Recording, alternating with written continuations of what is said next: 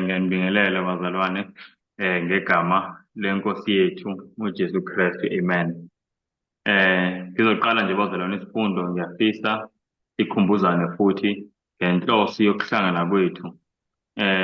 In fact ngizothi ngenhloso yakho konke ukushumayela kwevangeli, ukwenza ukubuyisana phakathi komuntu noNkulunkulu, ukwenza ukuthi umuntu athande uNkulunkulu kunakho konke. Ezolwane bazalwane, imvelo yomuntu, inature yomuntu ayimlangazeleli uNkulunkulu.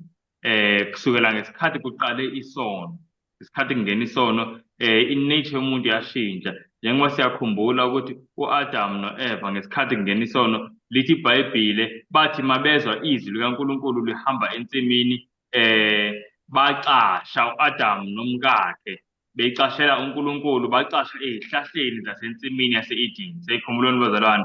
So siyazi ukuthi vele isono into esiyenzayo enhliziyweni yomuntu, simenza ukuthi umuntu angamfisi uNkulunkulu, siyamshintsha umuntu, washintsha umuntu.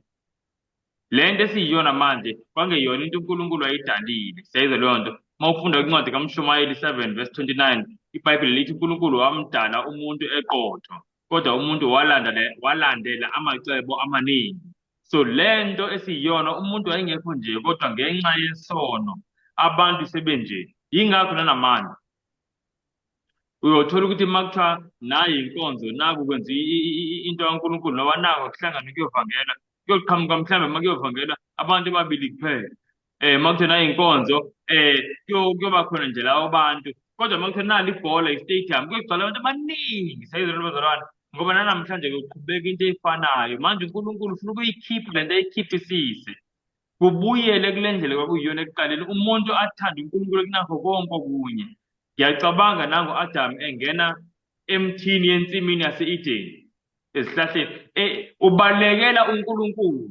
Siyayizwa leyo nto, ushiya bonke ubuhle uyifake ey'hlahleni, ngaze ngithi uyifake ehlathini, ngoba engafisi ukuhlangana noNkulunkulu. Uyazi ukuthi abantu namhlanje umuntu ukhetha ukungena ehlathini kunokuthi asondelane, azwane noNkulunkulu. Umuntu angakhetha yonke enye into. Uma kuthiwa zama uJesu, umuntu athi hayi cha, kuthi ayizama ukuthi yazi kunomuntu lapha ozokuthela nje amanzi, noma kunesangoma sebhula lapha, umuntu uyazama. Siyayizwa leyo nto bazalwane, kuthiwa khona ukuthi abantu bazama yonke into. And bazalwane, singazitsheni ukuthi mhlambe lokhu okunje noma lesimo esikanje sigcina kuphela kubantu abangamazi uNkulunkulu. USathane usalwa nanamhlanje ukubamba inhliziyo zethu, azigodle ukuthi zingathandi uNkulunkulu ngaphezu kwakho konke. Uyazi ngiyamangala uma ngibuka, ngiqhathanisa into eyenziwa ngu-Adamu nento eyenziwa nguJesu. U-Adamu ushiya ubuhle bensimi yase-Edeni, mhlawumbe kunendawo ezinhle lapha, uyoyifaka ehlathini ngoba ucashela bani? uNkulunkulu. Uyoyifaka ey'hlahleni la engabonakali khona, la kumnyama, ngoba umuntu uma yicasha phela ucasha la aziyo ukuthi cha, ngeze abonakale khona. Ushiya indawo enhle uyifaka ehlathini ukuze athini? Abalekele uNkulunkulu. Kodwa sibona uJesu yena ushiya indawo enhle ayifake ehlathini la emhlabeni. Sayizwa leyo nto bazalwane, indawo embi la emhlabeni, azohlupheka, hhayi ngoba ebalekela umuntu, kodwa ngoba efuna ukuzuza umuntu, ebheka umuntu. So siyambona ukuthi uNkulunkulu, lokhu ukuthi abantu balokhu bembalekela, benza yonke le nto begcina ngaye, futhi nje bengamcabangi abanye. Akumshintshi uNkulunkulu, akumshintshi uNkulunkulu. Uthando lwakhe athanda ngalabantu lokhu luvutha njalo. Kubonakala ngokuthi uNkulunkulu wanikela ngendodana yakhe ukuthi izofa la emhlabeni, ishiye okuhle ize kokubi, ngoba izozuza umuntu. Kodwa umuntu uma ebalekela uNkulunkulu, siyambona eshiya okuhle eya kokubi. Into nje emangazayo uma uyicabanga uthando lukaNkulunkulu. So namhlanje bazalwane, kuko konke esikufundayo ekugcineni, uNkulunkulu ufisa ukusifikisa kwisimo la sithanda yena ngaphezu kwakho konke. You know manje i-situation esikuyona singabantu ukuthi bazalwane, kuyenzeka ukuthi uNkulunkulu yebo simthande, kodwa singamthandi ngaphezu kwakho konke. Kuyenzeka ukuthi uNkulunkulu sizinikele, kodwa singazinikeli ngokuphelele. Sayizulwane bazalwane, nayi inkinga esinayo manje njengabantwana bakaNkulunkulu. uNkulunkulu asimbeki phambi kwako konke futhi asizinikelanga ngokuphelele. Thola ukuthi uNkulunkulu yebo siyavuma ukuthi alawule ingxenye ethize nengxenye ethize yempilo yami, kodwa leninye ingxenye cha, ngeke akwazi uNkulunkulu. Umuntu uzovuma ukuthi hayi uNkulunkulu angalawula kwezenkolo umuntu. Athi hayi cha, uNkulunkulu angangilawula la, yebo ngilifunda iBhayibheli nani, kodwa uma kufika emsebenzini angikwazi phela ukuthi ngilawule uNkulunkulu. Noma umuntu akasasho kanjalo, kodwa kubonakala ngezenzo ngento ayiyona uma isemsebenzini ukuthi cha, akuseyena-ke lo esimazi enkonzweni. Nomunye uma isemgaqweni yebo uNkulunkulu cha angalawula uma ngisenkonzweni noma uma ngisekhaya, kodwa hhayi uma ngisemgaqweni. Uma ngisemgaqweni ngijahile. Sezolwane bazalwane, khona unye umfundisi engake ngakhuluma naye kwelinye ibandla engeke ngisho. Wathi cha, indaba kaNkulunkulu ayingeni kwibhizinisi, ngoba wayekhuluma ngokuthi kunebhizinisi afuna ukulenza, ufuna ukubribe. Ngathi hayi ma-ke manje ubribe kanjani phela? Wayengakhuluma ngathi angakhuluma ngebhizinisi, ngathi wayekhuluma ngelayisensi, angikhumbuli kahle, ngathi ekhuluma ngendaba yelayisensi, i-driver's license. Ngathi hayi bo, ubribe kanjani ngoba phela uNkulunkulu akavumelana, akahambelani nendaba yokubribe. Wathi hhayi, uNkulunkulu ungenaphi manje kwindaba yamalayisensi? uNkulunkulu nina kuyani senimfaka kuyo yonke into nala angangeni khona. Lana nje indaba yama-ethics, uyaweigh ama-ethics, washo kanjalo. Ngathi ubheke nayo into esiyenzayo, akuyena kuphela, mhlambe nami khona la ngiyenza khona ngingaboni. Ubheke into esiyenzayo, uNkulunkulu siyamfaka kwenye indawo kodwa kwezinye siyamkhipha. Bazalwane, uthi uJesu umbuso wezulu unjengomama owathatha i-yeast kambe ngesiZulu, kodwa i-yeast wayifaka, wathatha umvubelo, kuthiwa umvubelo, wawufaka kwinhlama. Seyizolwane bazalwane, kwimpuphu. Wabese wathi uma seyicovile imvubelo yonke le yagcwala inhlama yonke. Seyibona leyo nto. And uJesu wayichaze lapho ukuthi imvubelo yevangeli uma seyingene empilweni yomuntu ispreada across impilo yakhe yonke. Angabikho umuntu ozothi cha uJesu akangeni kuma-relationships wami. Ngizwana nomuntu engifuna ukuzwana naye, engingazwana naye ngiyayikhethela, akangeni uJesu lapho. Into enjalo ayikho bazalwane. Imvubelo yevangeli seyingene kuyo yonke indawo. uJesu uma ethi ningaboshwa ngajoko elinye nabantu abangakholwayo, lapho uJesu ubeka into ekumele siyilandele kuma-relationships wethu, kuthi cha angikwazi ukuboshwa ngejoko elilodwa nomuntu onjani, ongakholwa, ongamazi uNkulunkulu. Bazalwane, senkingeni ngempela uma ngisho nje ukuthi uNkulunkulu asimbekanga phambili kunakho konke. Nale nto esoyifunda namhlanje Isambulo chapter 13 nayo iyaveza bazalwane ukuthi ukuze sikwazi ngempela ukunqoba kule khathi okugcina, kumele kube ngempela sidele konke uNkulunkulu, simbeke phambi kwayo yonke into. uNkulunkulu nje ufuna leyo nto, ukuthi simthande ngaphezu kwakho konke. Mhlawumbe ke sifunde leli vesi, kunevesi last week engakhatheka ngithi ngizolifunda. Cela siye kuncwadi kaLuka 14. Siyakhumbula isikhathi ngikhathisa ngithe Luke 14 then yakhatha i-network. Asene kuLuke 14. Eyi bazalwane, nento engiyifunda ngempela iyayithinta inhliziyo yami kakhulukazi ngoba leyanto into esingayiboni ngamehlo. Ngiye ngibone nomuntu oyisigebengu athi hayi cha ngiyamthanda uNkulunkulu, uthi nje ngishawa isimo. Bonke abantu abaningi bayitshela nje bayamthanda uNkulunkulu, ukuthi nje bashawa yilokhu nalokhuyana. Kodwa uma ufunda lapha kwincwadi kaGenesis, makungena isono sibona u-Adam no-Eva, abantu babesuka esandleni sikaNkulunkulu imbala. Abantu babenobudlelwano noNkulunkulu, ubuso nobuso, bamane bevakashelwa uNkulunkulu. Njengebesho uDavide kumaHubo 8:3 uthi uNkulunkulu wayebavakashela abantu. But sibona labantu bazalwane, masingena isono bayashintsha. Mase ifika uNkulunkulu ezovakasha emva kokuthi bedlile kulokathi bangadli khona, hayi ukuthi mhlawumbe babulala umuntu, hayi ukuthi mhlawumbe khona into angazi ngathi into yomuntu abayithatha, badla nje ukudla nje. uNkulunkulu le ndaba yesono wayenza ingene noma mhlambe ukuthestwa kwabantu. Angingasho ukuthi wenze ukuthi uNkulunkulu ingene isono. I-test uNkulunkulu eyibekele abantu wayenza kube yi-test esimple. Hhayi nokuthi athi nize ningabulalani nje kuba nihleli la ensimini. Cha, manje ningadli-ke kumuthi okanje nakanje. And uNkulunkulu wayenzela ukuthi kungaze kube khona umuntu la emhlabeni ozothi uma ebuka isono noba yisiphi asithathe kancane. Uyabona manje inhlekelele iyangena ngenxa nje yokudla. Nxa yokudla nje into. Hhayi nokuthi yinto edalwe nguSathane, yinto edalwe nguNkulunkulu. Siyayizwa leyo nto bazalwane. Ukudla nje kuphela. Ukudla nje kuphela. But uma bedlile into eyenzeka abazalwane bashintsha. U-Eve wabona izinto ngendlela ehlukile. Lesithelo lesi emva kokuthi ekhuluma nenyoka wasibona sisihle. Sithandeka lithi iBhayibheli wabona ukuthi silungele ukudliwa. Siyayizwa leyo nto. Nokuthi futhi sinxanelekile ukuthi sihlakaniphise. Zonke lezi sizibona namhlanje ziqala esimini lase-Eden. Ukubona ukuthi wonke umuntu uma ebuka isono manje akekho umuntu obona ngathi into ebulalayo. uNkulunkulu wayethe ku-Eve no-Adam lesithelo uma usidla uyafa. No-Eve futhi uyasho kuSathane ukuthi cha, uNkulunkulu singadli konke ngoba uma sidla la siyokufa.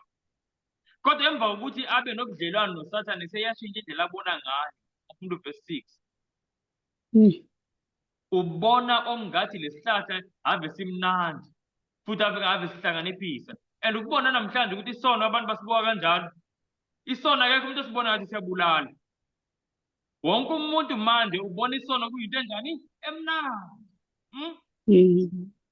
And isono abantu abenza isono umuntu ubona ngathi into ehlakaniphile. Yingakho uma ukuthi nje impilo yakho uyinikele kuJesu straight ingene ephaketheni kuJesu ilawulwa nguye uma ikhipha uma wenza into ayifunayo ngempilo yomuntu uloku ukuthi hayi isithutha-ke lesi. Into kaNkulunkulu uyimpatha. Ukusukela lapha ensimini yase-Eden ngesikhathi u-Eve ebona ukuthi isono into ehlakaniphile. Yaqhubeka nje le nto. So ngifuna sibone abazalwane ushintsho elenzeka kumuntu and then umuntu wambaleka uNkulunkulu uma efika uNkulunkulu. Wabe sesithi uNkulunkulu mawufunda ku-verse 15 kaGenesis chapter 3. Mayikhuluma nenyoka uNkulunkulu wathi ngizwa ukufaka ubutha phakathi kwakho nowesifazane naphakathi kwembewu yakho nembewu yakhe. Sayizwa leyo nto. Mayithi ngizwa ukufaka ubutha. Akakwazi athi ngizwa ukufaka ubutha kanti sekuvele kubukhona. So into uNkulunkulu wayikhuluma indirectly. Wayesho ukuthi manje wena nalowesifazane noba wena nabantu kahle kahle Sathane wena nabantu seniyazwana. Kodwa nasi isithembiso uNkulunkulu ayisenza kithi nako Adam no-Eva belalele inkulumo. Kuthi khona uNkulunkulu into azoyenza ezofaka ubutha phakathi kaSathane, phakathi kwezinto zikaSathane nabantu. And leyo nto bazalwane ukuthi uNkulunkulu waletha uJesu inhloso yesiphambano. Akuyona kuphela ukwambula uthando kaNkulunkulu kodwa ukufaka ubutha. Yayicabanga le nto ukuthi isiphambano esifaka ubutha. Inhloso yesiphambano ukufaka ubutha phakathi komuntu noSathane. Ukufaka ubutha phakathi komuntu nezinto zesitha. Into nje umuntu ayibonayo ukuthi cha lena ayifikanga noNkulunkulu, lena ifike nesitha. Kubile enhlizweni inzondo kodwa namhlanje kusenzeki kanjani. Khona into esoyifunda abazalwane la kuncwadi isambulo 13. Sibona ukuthi lento ifike nesitha. Kodwa ngoba into eseyijwayelekile wonke umuntu uqhubeka nayo yize yafika nesitha ayifikanga noNkulunkulu. EkaNkulunkulu seyilele phansi lapha akekho umuntu oyinakile. And bazalwane ayikho into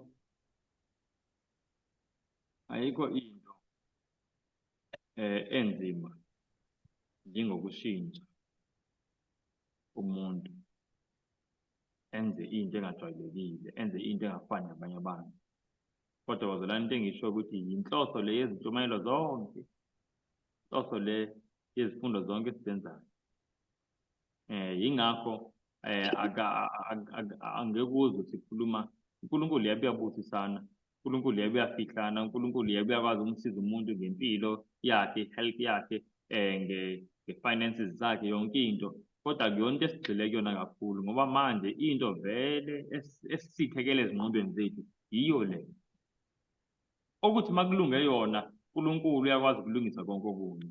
Ingakho uJesu ethi ufuna kuqala umbuso kaNkulunkulu nobungcwele bakhe, konke okunye kuyolandela. Ingakho-ke bazalwane, angiyishumayeli le nto ekuthiwa iyolandela, ngoba ngiyazi ukuthi abantu mase bethole le engizobe ngiyishumayela, umbuso nobungcwele, lena engizoyilandelela. Usho kanjalo uJesu, yabo. Manje esikhathini esiningi, ey'ndaweni eziningi kushunyayelwa kakhulu le nto ekuthiwa kumele ilandelwe, and iyazitwa le uJesu athi ayifunwa kwangempela, ayifunwa umbuso kaNkulunkulu nobungcwele bakhe uNkulunkulu. Umuntu alangazelele ubungcwele bukaNkulunkulu. Bazalwane, ake sesiqale lesifundo leso, kodwa bengithe angeke ngisho lento ngoba iyangithinta uma ngiyifunda, ngabona ukuthi vele kunje. Singabantu asiziboni ukuthi sisukile othandweni lukaNkulunkulu. Yazi uNkulunkulu uma izothi ngizokufaka ubutha phakathi komuntu nesitha esingumsathane, uNkulunkulu into ayishoyo ukuthi kahle kahle abantu ngokwemvelo, naturally, abantu bangabahlobo nosathane, bayazwana nosathane. Isitha abanaso abantu uNkulunkulu, yabo. Yingakho no-Adamu wayicasha. Uyasazi isono bazalwane senzani? Isono senza enye into. Yingakho ukuthi asisazi isono. Yingakho kulula ukuthi umuntu avele aqamba amanga nje, noba athini. Isono senzeka kalula. Uyazi ukuthi isono senzani u-Adamu no-Eva? Bacasha becashela uNkulunkulu. Uyazi ukuthi umuntu uma umcashela usuke uthini? Usuke uthi angifuni ukumbona. Usuke uthi engathi angangabikho. Yayizwa leyo nto bazalwane? Engathi uNkulunkulu umnikazi wayo le ndawo abakuyona, nawo badalwe uNkulunkulu, kodwa manje sebethi engathi angangabikho. Kodwa awukho la uzwa khona ukuthi mabeqeda kudla bacashele le nto inyoka. Cha, inyoka sebezwana kanje nayo, kodwa bacashela uNkulunkulu. Ngisho ukuthi namhlanje bazalwane kukanjalo. Ubutha abukho phakathi komuntu nezinto zikaSathane, kodwa uNkulunkulu naye into ayithembisile Genesis 3:15 ukuthi uzofaka ubutha phakathi komuntu nezinto zesitha esingumsathane, ukuze umuntu mayifunde lokho efunda iBhayibheli kumkhanyela ukuthi hawu lento le kahle kahle siyithanda kanje, kodwa akuyona into kaNkulunkulu, ize nesitha. Ayi, ngoba sekufakwe ubutha phakathi komuntu, kubufakwe ngani ngesiphambano. Umuntu mayibona uJesu elenga emthini engenacala, egcwele amanxeba negazi, umuntu aqale kube khona inzondo ekhandekayo enhliziyweni, uzonda le nto yabeka uJesu esiphambanweni. Sono, izinto ezifike noSathane, angafuni lutho yokwenza lento efike noSathane. uNkulunkulu ufuna nje leyo nto, kuze ukuthi makufundwa kube lula umuntu athi hayi cha, nakhu ngiyibona le nto yinto kaSathane le. Le nto yinto kaSathane. Abese athi cha, ngiyaqhelelana-ke nale nto. Ngiyaqhelelana-ke nale nto. Njengoba bazalwane ngihlele ngisho, sisazofunda, kodwa ngiyafuna ukuthi isho le nto. Ake ngisho bazalwane, ngiyibhobothe nje. Yabona bazalwane, njengoba sizofunda manje, sizofunda nge-history nange-prophecy. Into esizoyithola futhi sasayithola nabanye bebefunda kuDaniel nakisambulu ukuthi yabona enye izinto eyigcwele umhlaba wonke esiyithande sonke singabantu, yile nto bazalwane ekuthiwa yisonto. Isonto, ilanga lesonto, angikhulumi nje ilanga lesonto, ubungcwele balo akufikanga noNkulunkulu. Fikanga noNkulunkulu.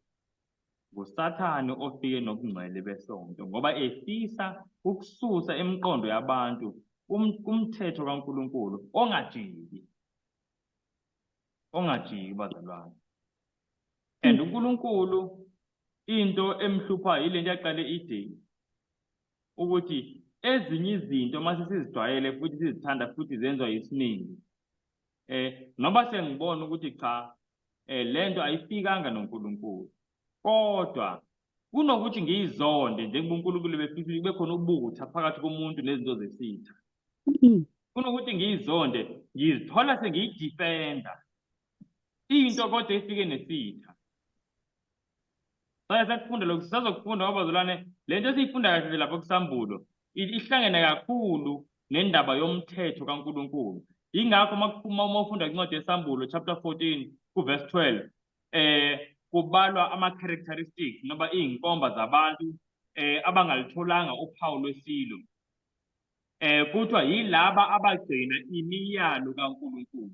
Sayizwa lona bazalwane? Sambulo 14 verse 12 kuthiwa nakho ukubekezela kwabangcwele, labo abagcina ini imiyalo kaNkulunkulu. So bazalwane, lento esiyifundayo yize mhlawumbe singayifundi yonke siqede, kodwa kumele sazi ukuthi ihlangene kakhulu nomyalo kaNkulunkulu. Ihlangene kakhulu nomyalo kaNkulunkulu. Vele ekuqaleni bazalwane, indlela uNkulunkulu owathesta ngayo Adam no-Eva ukuthi bayamthanda nokuthi futhi bazoncika kuye kuze kube sekupheleni, umyalo, ababekela umyalo uNkulunkulu. Sezilwane bazalwane, nasekugcineni-ke komhlaba uNkulunkulu into azothesta ngayo ukuthi siyamthanda akona umlomo wethu uma ngithi Jesu ngiyakuthanda, hayi mhlawumbe ngihlabelela kakhulu noma ngiyakhala uma ngithandaza, cha, umyalo kaNkulunkulu. Uthi uJesu John 14 verse 15, uma ningithanda gcinani imiyalo yami. Siyayizwa lento bazalwane? Siyasike siyicabange lento ngempela, ngiyafisa ukuyigcizelela. Indaba yobungcwele besonto ayifikanga noNkulunkulu, yeza noSathane. Usonto njengoba sizwa ukuthi ayi-Sunday, kwakuyisuku lokukhonza ilanga, sike siyifundele history, akekho umuntu ongayiphikisa lento.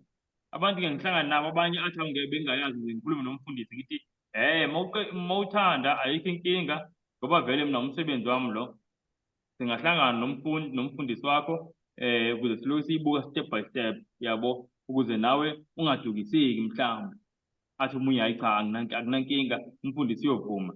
Cha, akekho wamfundisi okafiki. Njengoba ngisho ukuthi nginomfowethu ongumfundisi, uyayivuma nje ukuthi lento kanje njengoba uyibeka, uthi njengoba uyibeka nje ikanje njengoba uyibeka. So bazalwane, ngiyafisa-ke ukuthi sike sicabange ukuthi umuntu ngempela angathi ethanda uJesu, athanda uJesu njengoba uJesu ethi yena uyinkosi yesabatha. Akasho ukuthi uJesu uyinkosi yesonto. uJesu usuku lwakhe njengoba uJohane ethi ngangikumoya ngosuku lwenkosi. Isuku lwenkosi eBhayibhelini lodwa isabatha kuphela, oyisuku lesikhombisa, hayi isonto. Seyezwe leyo nto bazalwane. And njengoba uJesu wadela izulu nobuhle balo ezohlenga kuthina, uzosihlenga ekungamlaleleni uNkulunkulu. Seyezwa leyo nto. Ipurpose kaJesu ithini yokuza emhlabeni? Mateyu 1 verse 21 kuthi uyokuzala indodana uyibize igama layo ukuthi nguJesu, ngokuba iyakusindisa abantu bayo ezonweni zabo. Inhloso kaJesu eshiya izulu ukusindisa abantu esonweni. Yini isono? Ungalaleli uNkulunkulu. Nayi into abazalwane sosindiswa kuyona, ungalaleli uNkulunkulu. Ngithi ngithe lento uma ngiyifunda yangithinta, ngiyabona ukuthi ikanje. Lobutha lobu abungeni kalula, lobutha phakathi komuntu nezinto zesitha esinguSathane, phakathi komuntu noSathane. Kanti uNkulunkulu ebefisa noba yini ebukeke ngathi kaSathane, mawuthi uyabona nje ine-print kaSathane, kubila inhliziyo ubutha, inzondo, uyabona nje hayi angiyifunde ngoba lena into kaSathane, cha. Kodwa namhlanje siyithola ngisho sidifenda ngisho izinto zathi sitha. So akuyona bazalwane, ngisho lento ngoba ngiyayazi by experience.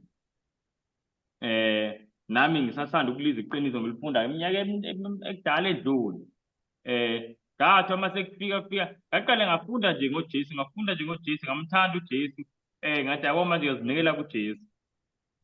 ngempela futhi ngayinikela nginjalo ngingcole nginama-grade kunjalo. Kwafika la ekuthini cha-ke manje ngilokhu ngiyaqhubeka ngiyafunda. Ngahlangana nale ndaba le yesabatha ngoba ngiyabona ukuthi cha umyalo kaNkulunkulu ubalulekile futhi ngangakaze ngingabazi umyalo kaNkulunkulu ubalulekile ngoba ngiyazi vele kumele ngihloniphe uyihlo nonyoko konke lokho.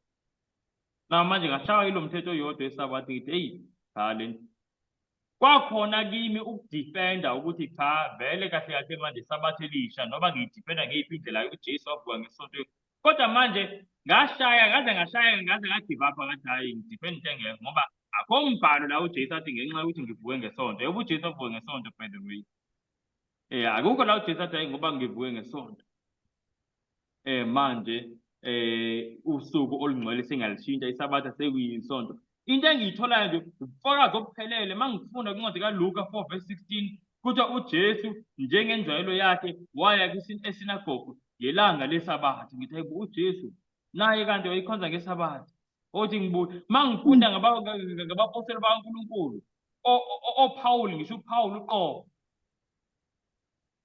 Pawuli uqobo bazalwane lo bhalayo ngomthetho wamaJuda ukuthi umthetho wamaJuda wabethelwa esiphambanweni kunjalo. Kodwa kuyena umthetho eyishumi kuyona wamaJuda ngaNkulunkulu kulokhu kuthiwa wenzelwa abantu hhayi amaJuda. Yingakho uJesu ayisithi isabatha lenzelwe abantu hhayi abantu benzelwe isabatha. Seyizwa leyo nto. Kodwa akazi uJesu ukuthi isabatha lenzelwe amaJuda ukuthi lenzelwe humanity abantu bonke ngoba lalikhona ngasekuqaleni kungabikho mJuda. Angisho sakhumbula Genesis chapter 2 laliqala khona isabatha kusekhona u-Adam no-Eva kuphela kungangeni ngisho isono. Isabatha laba khona kungangeni ngisho isono. Umhlaba ongcwele o-perfect kakuyogcina isabatha saseligcina isabatha sonke noma kwakungangenanga isono. Kungabikho inhlanga ngabikho ukuhlukana kwey'nhlanga. Iy'nhlanga siyakhumbula uma ufunda zihlukana kuphela kwincwadi kaGenesis chapter 11 la kuhlukaniswa khona abantu ngey'nhlanga ey'hlukile. uNkulunkulu siyakhumbula wasanganisa ulimi labo abantu omunye wayangale omunye wayangale abantu baqokelelana babekhuluma into eyodwa kwaba uhlanga oluthile kanjalo kanjalo. Kade lingenile isabatha likaNkulunkulu wathi usuku olungcwelisiwe. Manje ngithi-ke mina into engcweliswe nguNkulunkulu ubani ongayishintsha abususe ubungcwele kuleyo nto? Ubani ongashintsha into engcweliswe nguNkulunkulu athi ayisekho ngcwele? Bani? Uyangishaya lento kakhulu ngamangala ukuthi umuntu wonakele. Umuntu uyakwazi ukudifenda into kaSathane ayidifende ngempela azame ukuthola ama-defense ngenxa yokuthi vele nayo into engiyijwayele engihleli kuyona. So bazalwane ngiyafisa ukuthi ngempela sihlolisise inhloso njengoba ngisho ukuthi yokuhlangana kwethu ukusiletha kwi-point to bring us to the point la kunobutha enhliziyweni zethu. Zondwa uSathane nayo yonke into ehlangene naSathane. Thanda uNkulunkulu ngaphezu kwakho konke. Simfuna la eduze njalo njalo. Uyabona manje mase kunjalo mase ishintshile leya nto eka-Adamu yokuloku ibalekela uNkulunkulu njalo uma uvuka ukuthi uNkulunkulu ngicela eduze. Makhona into uthi angifuni ukusondela lapha leya nto iyahlukanisana noNkulunkulu leya nto. Makunemicimbi uNkulunkulu angifuni ukusondela lapha leya nto izongihlukanisana yonke into sewuloke njalo uNkulunkulu ngifuna eduze. Bazalwane lapho-ke manje uJesu uyancuma ngoba ubona imisebenzi yokufa kwakhe. Uyathokoza. Ake siyeni bazalwane le ncwadi yesambulo chapter 13. Saqala chapter 14 njenga last week saqala chapter 14. uLuka sale sisiyeka bazalwane mhlambe siyakuyena ekugcineni angikhohlwanga. Luka 14 sizakuyena mhlambe ekugcineni nje kodwa nayo indawo bazalwane la ikhona ukuthi kwafiwa wafa uJesu. Uyambona uJesu besifunda la sihlangene izolo nabantu bala emphakathini nomndeni wami sifunda ukubuya kaJesu njengoba kuyisabatha nje izolo besikhonza ngafika la ngifundisa ngokubuya kaJesu. Uyazi masifunda sithola ukuthi sizothola imizimba emisha. Into esike sayijabula abazalwane, yazi kaNkulunkulu liyamangalisa, kumnandi ukulifunda ngoba inye into ngisho nobuyazi kodwa mase uphinde uyifunda futhi umoya oyingcwele uyenza ingena ngazi yenzeni enhliziyweni, ujabule ngathi ubuqala ukuyizwa. Bekhona nomkhulu ebekhona la waphenduka masipika la naye wajabulisa ukuthi uzothola umzimba omusha, hhayi umzimba manje usuney'hlungu, kubuhlungu amadolo, kubuhlungu lokhu nalokhu, kushwabene isikhumba. Siyayizwa leyo nto bazalwane. But do you know ukuthi njengoba bonke abantu bazothola imizimba emisha futhi emihle, uJesu still uzobe nemanxeba ezandleni. Sake salifunda ivesi bazalwane la ngisho ezulwini khona umuntu uyokumbuza ukuthi amanxeba wani lasezandleni zakho. Ekhumbula ilifunda ivesi kwincwadi kaZakhariya. UJesu still njengoba wavuka enamanxeba, ithi ingilosi lapha kwincwadi kaLuka 1:11 ithi lo Jesu enimbonayo ekhuphuka nguye lo Jesu oyokwehla futhi, same Jesus. Ngiyayicabanga leyo nto bazalwane ukuthi uJesu yena owayengenasono, kodwa nguye sesiphelile isono emhlabeni, sekufile nabo bonke aboni nomqalo wasisono uSathane, sekuphele konke, sesisemhlabeni omusha. Kodwa lo ongakaze one kuyobe kusele kuye ama-results wasisono, amanxeba ezandleni. Kangakaze one. Bazalwane, i-sacrifice uNkulunkulu asenzele yona iyamangalisa kakhulu, iyamangalisa ngendlela nje edidayo. So kuyaphoqa ukuthi sicabangisise masilandele inkosi uJesu, sicabangisise sihlelisise futhi njengoba sizobona masifunda incwadi kaLuka 14. Kuyaphoqa kakhulu. Naso isambulo 14 bazalwane. Last week safunda uverse 9, siqala ngoverse 9. Ngicela uzosifundela aqale kuverse 9.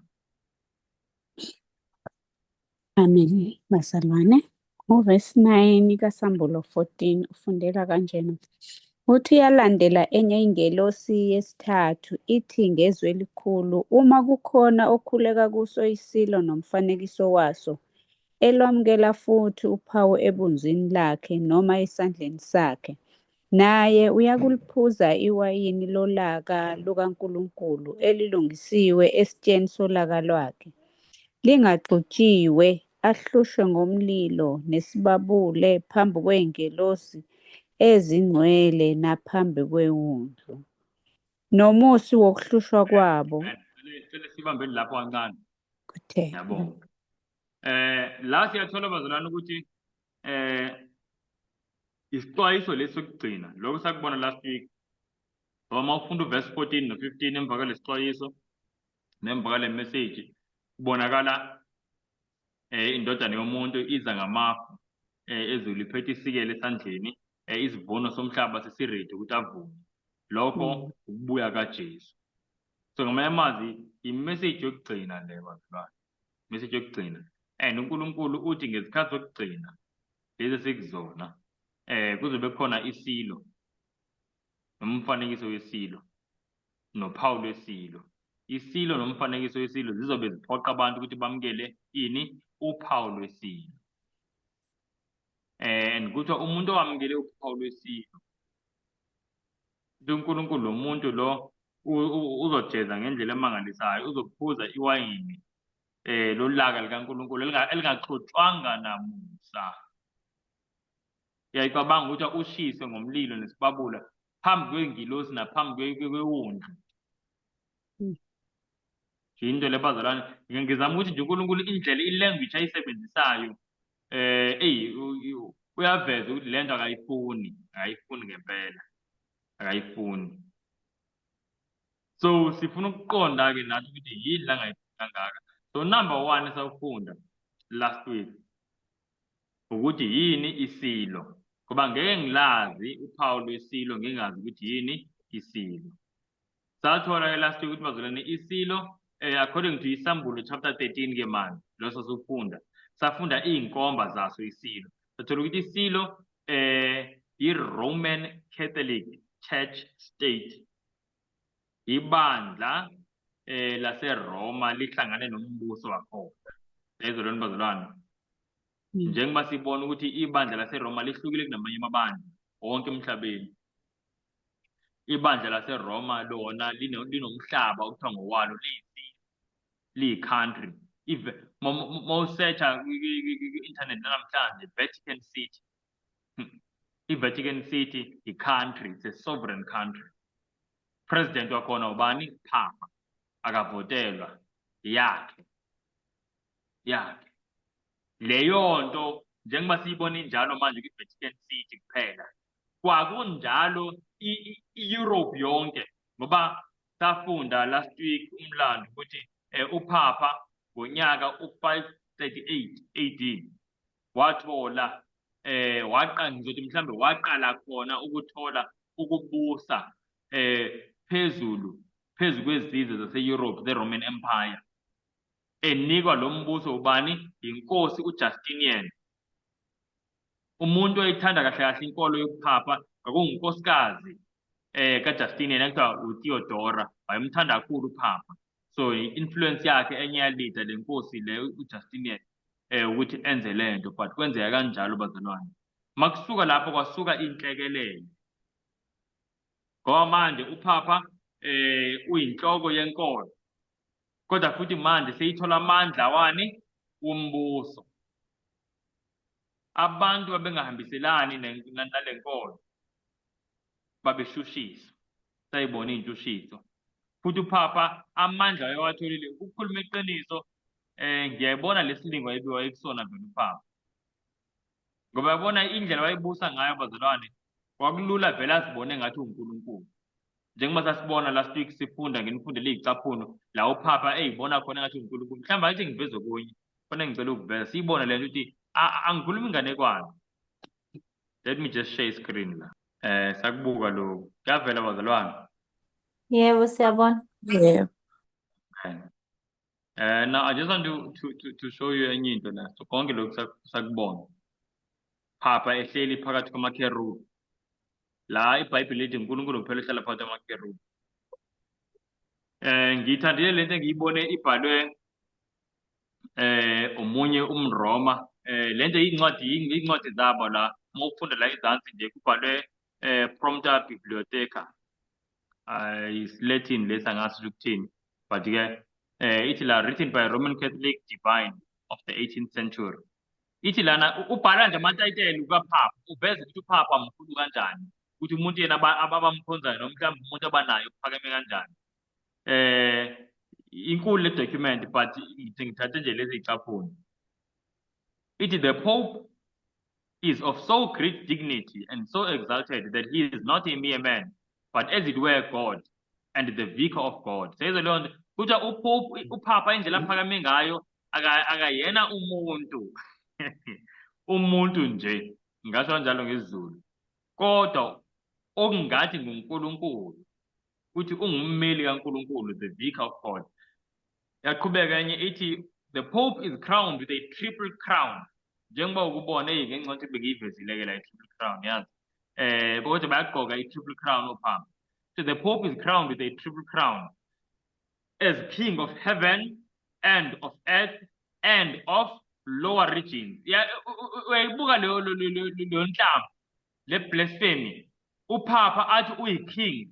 Ngenxa yokuthi mhlambe ngengizwa ukugqoka i-double crown, athi ayala emhlabeni noma kodwa uthi uyi-king yezulu neyomhlaba, nayey'ndawo ezingaphansi komhlaba. Next one, ithi uPhapa, the Pope is as it were God on earth, sole sovereign of the faithful of Christ, chief of kings, having plenitude of power, to whom has been entrusted by the omnipotent God direction not only of the earthly but also of the heavenly kingdom. Siyayizwa bazalwane, uPhapa kuthiwa unjengoNkulunkulu la emhlabeni. Awunacala mawuthi uPhapa uNkulunkulu, sole sovereign of the faithful. Kuthiwa uyena nkosi yawo wonke amakholwa, futhi uyinkosi yamakhosi. Siyayizwa lento makuthiwa chief of kings. Ubani esimaziyo inkosi yamakhosi? uJesu. kodwa yabona uPhapha uthini uthi unjalo yena uthi uphethe wembathiswe amandla, having plenitude of power. Ngeke siziqede bazalwane, ngafunda zonke. Mawufunda lezi zinto uyamangala ukuthi ngempela kukhona into kanje. Ithi the Pope is of so great authority and power that he can modify, explain, or interpret even divine laws. Ngicela ukumelana ngichazele. Senza leyo nto nayi inkolo yoPhapha ukuthi uPhapha unamandla ngendlela yokuthi ukwazi ngisho ukushintsha, achaze ngisho nemithetho kaNkulunkulu, divine laws. Ushintsho sothi mase sifunda umlando sizothola ukuthi ushintsho lobungcwele besabatha kusuke kulanga elabekwa uNkulunkulu kube yisonto njengoba wonke umuntu elandela isonto. Umsuka walo yilento le njengoba beyibeka manje kwinkolo yabo. Ukuthi uPhapha ukwazi ngisho ukushintsha imithetho kaNkulunkulu ngoba wembathiswe amandla. Ize ithi iphathi lelandelayo ithi the Pope can modify divine law since his power is not of man but of God. Ayisimini lapho senze leyo nto ukuthi uPhapha uyakwazi ukushintsha umthetho kaNkulunkulu, divine law. Angisho mina umthetho South Africa noma se-Italy, divine law. Ukuthi uyakwazi ukushintsha lo mthetho kaNkulunkulu ngoba amandla akhe akuwona amandla womuntu nje, ngamandla kaNkulunkulu. Bazalwane, hey, uNkulunkulu ngempela ngathi akakasizi. Uyayicabanga ulandele into yomuntu ohlambalaza kanje, kodwa nguye-ke njengoba ngisho bazalwane owakhuphula oPhapha baleza sikhathi abakhuphula ubungcwele besonto ngonyaka u-AD 336 kwenzeka kanjalo, kodwa sisazokufunda lokho. Yizo nje bazalwane, yiyo le nhlamba. So sabona incwadi yesambulo chapter 13 verse 5. In fact sifunda nje verse 1 ukuthi lesilo lesi kuthiwa emakhanda aso kakugcwele amagama enhlamba. So isilo nje esihlambalazayo, sizibiza ngoNkulunkulu, sithi sithethelela izono njengoNkulunkulu, senze yonke into akwazi ukwenza uNkulunkulu. Lana sithola ukuthi bakwazi nje ukushintsha imiyalo. Safunda futhi nokuthi kwakushushiswa abangcwele. Siyayizolwana bazalwane, ngathi ngibuke nje ukuthi ngake nganibonisa ngisho iy'thombe bazalwane, angifuni ukuchitha isikhathi esiningi la oPhapha kusukela kuPope John Paul. He was the first pope wokuxolisa ukuthi ibandla lenza iphutha ngokubulala abanye amaKristu ngenxa yokuhluka kwenkolo. Naw nganichazela ukuthi kungani bexolisa. Yingoba manje i-agenda yebandla laseRome alishintshanga lona, kodwa line-agenda. I-agenda yalo njengoba manje lilahlekelwe abantu. Yabona njengoba manje ibandla likhulu kanje eloPhapha, Roman Catholic Church, having over 1 billion yabantu, into encane leyo compared to into bekumele ngaba liyiyona bazalwane. Ngesikhathi uPhapha ebusa whole countries, so inkolo yakhona iyodwa nje, inkolo ye-Roman Catholic kuphela. Yayingekho into yokuthi khona i-Roman Catholic la, omunye uMuslim la, omunye ulokulo, hayi cha. So kwalahleka okuningi ngesikhathi bethula inxeba. So manje njengoba bemane bevuma amaphutha abo bawenza ekuqaleni, bangabodideka ukuthi hayi sebeshintshile. Safunda last week ukuthi uNkulunkulu uthi lesilo isilo esinjani, esifana nengwe. Ingwe ingawashintsha yini amabala ayo. Siyayizolwana bazalwane, khona abantu uvele ubone bathi hayi kodwa uPhapha sewashintsha. Ingwe yawashintsha yini amabala ayo. uNkulunkulu uthe lesilo sinjengengwe. Now la yasho ithi the following is the Catholic Encyclopedia. Yebo, encyclopedia khona la. La bevuma khona abazalwane ukuthi babulala abantu, asisazuyifunda. But I'm just showing ukuthi isilo ngempela ngokungaphikiseki. Zonke le inkomba ezila incwadi yesambulo chapter 13 ezikhuluma ngesilo, zonke hand and glove fit uPhapha. Nayo indawo yakhe by the way. Ingxenye nje le yombuso wakhe, iVatican City. Nawo wawubuyiselwa la kudala kakhulu ubuyiselwe ngesikhathi iphucwe yonke into. Njengoba lithi iBhayibhile kuncwadi yesambulo ukuthi lesilo lesadebe izinxeba salithola ngempela inxeba, kwafika isikhathi la baphucwa yonke into. Kodwa ngonyaka 1939 khona umlisa wase-Italy kuthiwa nguRoberto Mussolini, i-dictator se-Italy, kwakukhona into ekuthiwa yi-Lateran Treaty, wabuyisela ibandla le territory le ekuthiwa yi-Vatican City ukuthi hayi bangayithola kuba vele kwakuyindawo yabo kwasekuqaleni. Baqala-ke lapho-ke manje, so kusukela lapho nje inceba liyaqala liyaphiliswa ke manje, kodwa likaphiliswa ngokuphelele ngoba asikaboni uPhapha ebusa ngizothi umhlaba wonke, kodwa kuyeza bazalwane. Now singena-ke kwisilo sesibili, sathola isilo ukuthi yini. Now sizofunda ngesilo sesibili la kwincwadi yeSambulo chapter 13. Masifunda ngesilo sesibili sizofunda ukuthi yini umfanekiso wesilo. Yiyo nje into engifuna sikubone namhlanje kuphela, umfanekiso wesilo, and then sime siqhubeke next week. All right, asiyencwadi yeSambulo chapter 13 bazalwane. Siqala ku-verse 11. Uthi ngase ngibona esinye isilo siphuma emhlabeni, sineyimpondo ezimbili ezifana nezewundlu, kepha sikhuluma njengodrago. Amandla onke esilo sokuqala siyawenza phambi kwaso, siyenza ukuba umhlaba nabo bonke abakhileyo kuwo bakhuleke kuso isilo sokuqala esingozi yaso yelashwa. Selesimini Senza lapho-ke bazalwane, selesimini lapho-ke bazalwane.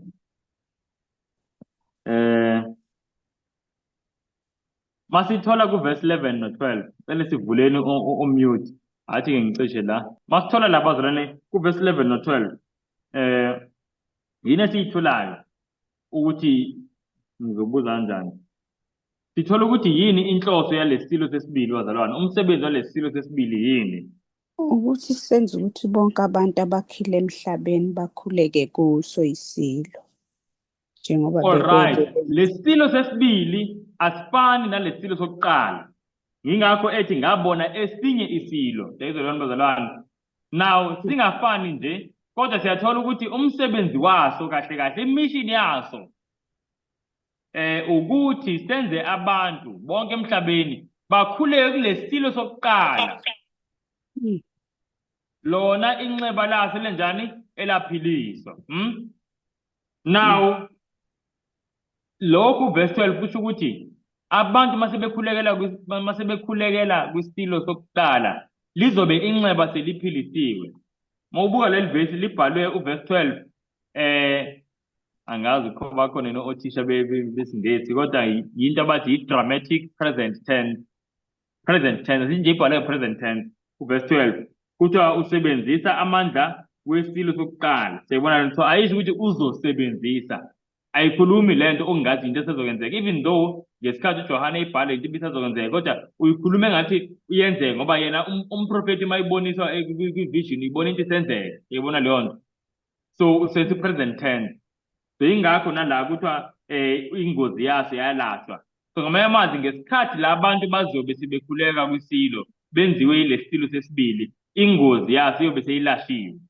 I hope siyakuzwa lokho bazalwane. Now number 2, la-ke ngicela ukubuza, lesilo lesi mawusibuka mawusawusibuka nje sisavuka singakayenzi lento mhlawumbe yokukhulekisa umhlaba wonke abantu, ukukhulekisa umhlaba wonke kwisilo sokuqala. Mawusibuka bazalwane, ungasibuka usisole yini ukuthi siyokwenza into kanje. Masibuke siyasolisa yini ukuthi singayenza into kanje, into ekhohlakele kanje. Mawusibuka nje sinayo inswebu yokuthi singayenza into kanje. Mawusibuka ela ningiphendule wasilwana.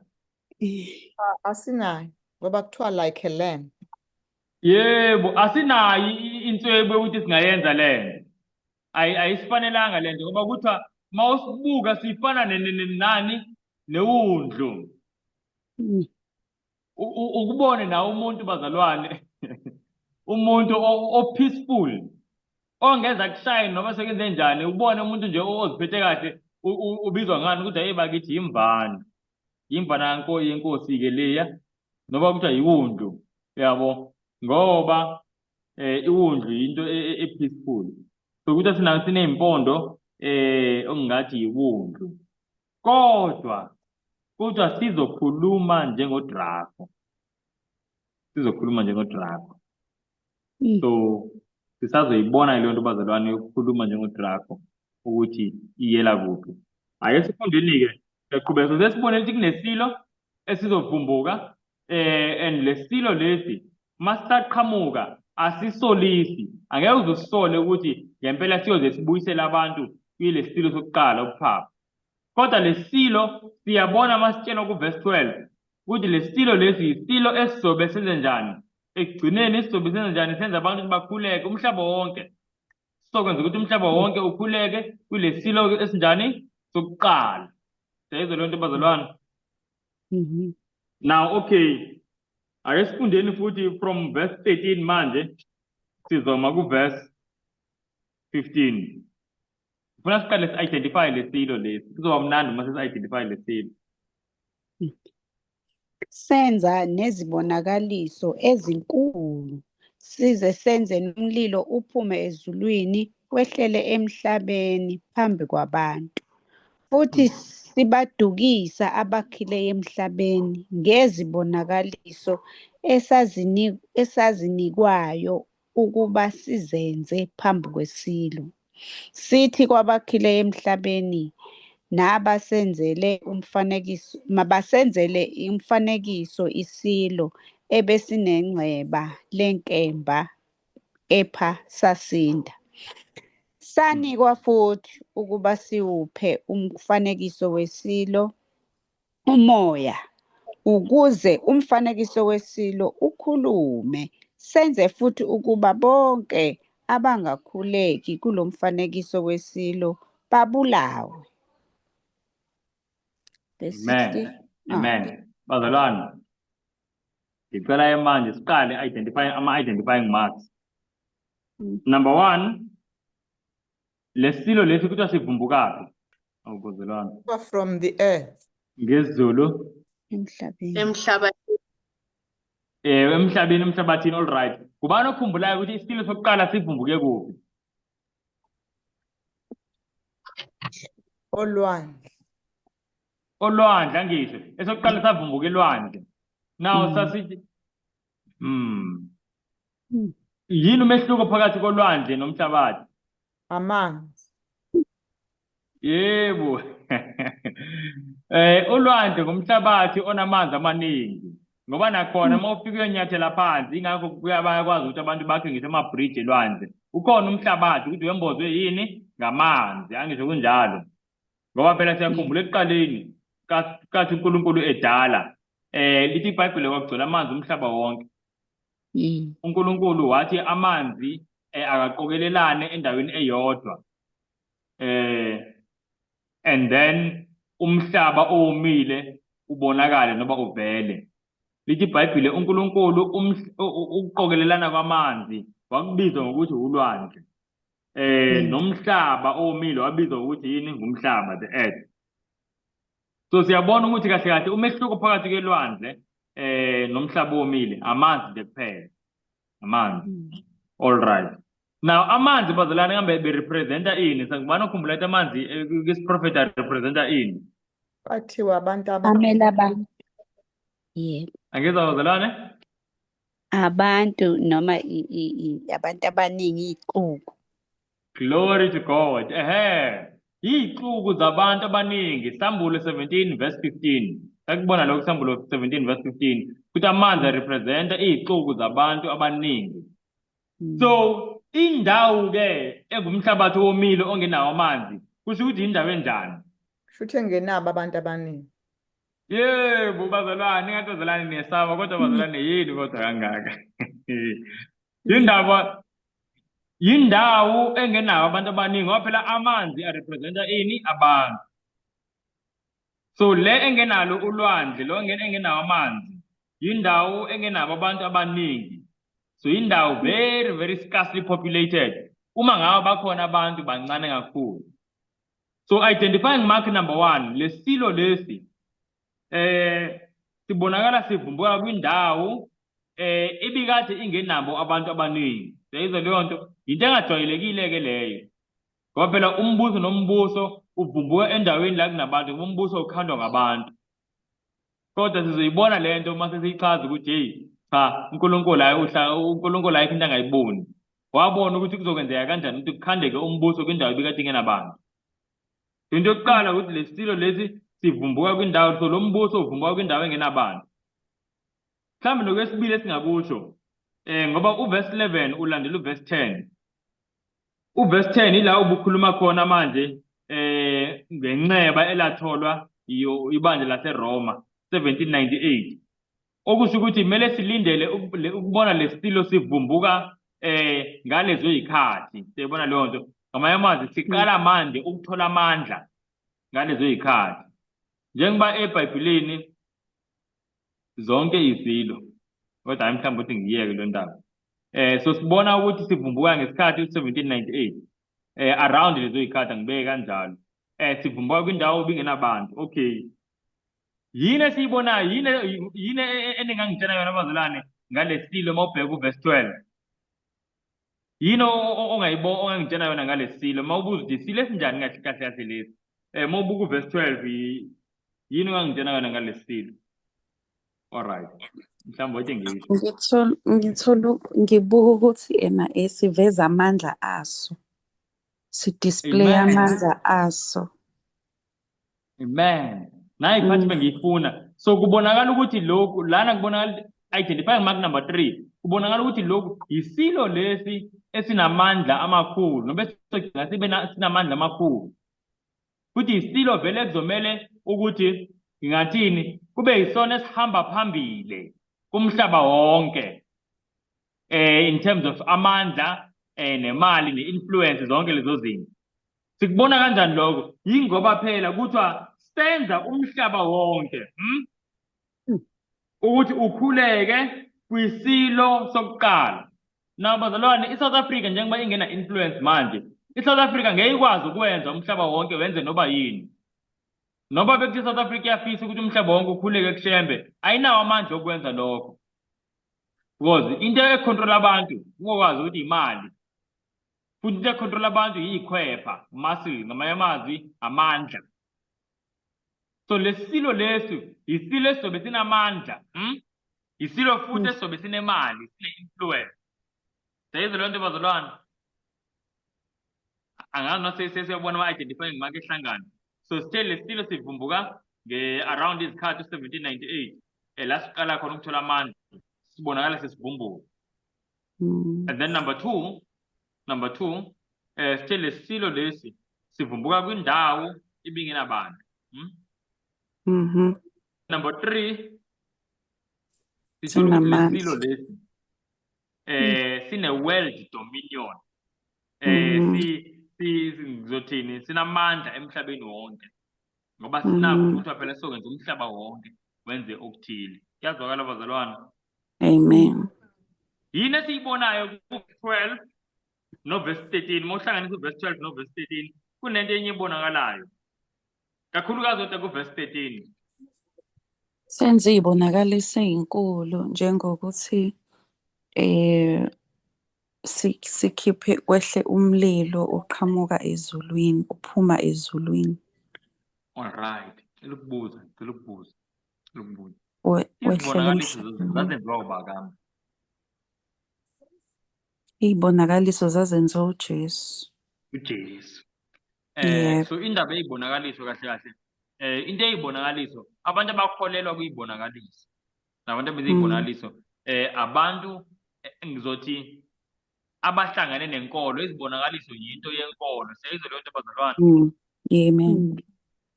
Abantu abangakholwa bakholelwa ngisho nakuy'bonakaliso. Umuntu angakholwa ngisho nokuthi hayi ngizokuthandazela kube kuthanda mhlawumbe kuhlonipha, bathi yebo ngiyakhumbula ngisasebenza umuntu wonke izomthandazela omunye uthole akakholwa. Hayi ngiyabonga mfethu, angakubona ukuthi kodwa nje le nto le uyabona into engazosebenza-ke le, ngoba abantu abakholelwa ukuthi uNkulunkulu uyakwazi angenelele enze into ibingeke ize yenzeke. Abantu abangakholwa, yabo. Kodwa izibonakaliso into ehlangene nenkolo.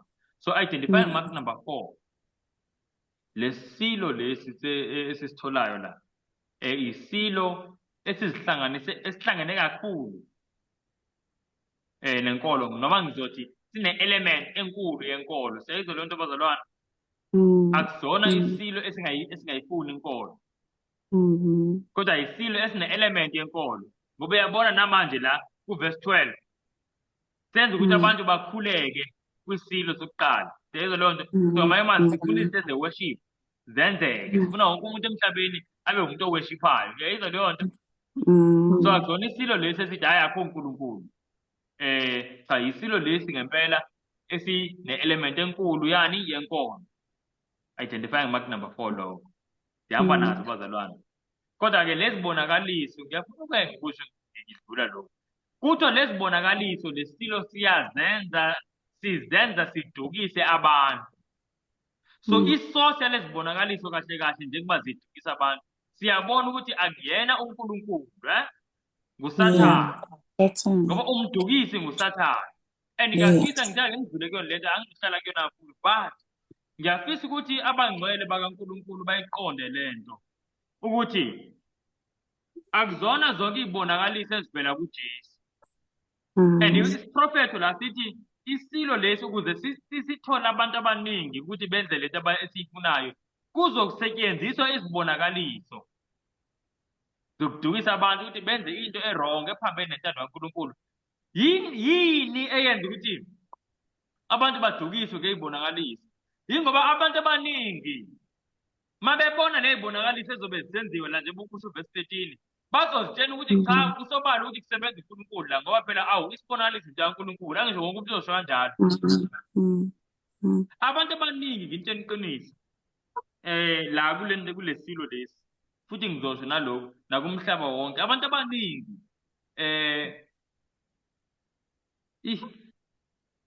Mm. inkolo yabo incike kakhulukazi ey'bonakalisweni, hhayi Mhm. eqinisweni, hhayi Mhm. eqinisweni.